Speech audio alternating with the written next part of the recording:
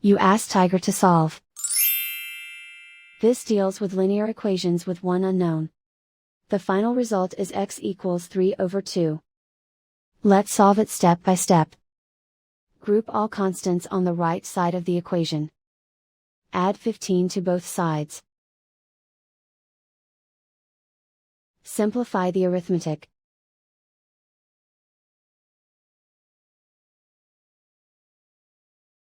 Isolate the x. Divide both sides by 12. Simplify the fraction. Find the greatest common factor of the numerator and denominator. Factor out and cancel the greatest common factor. And so the final result is x equals 3/2.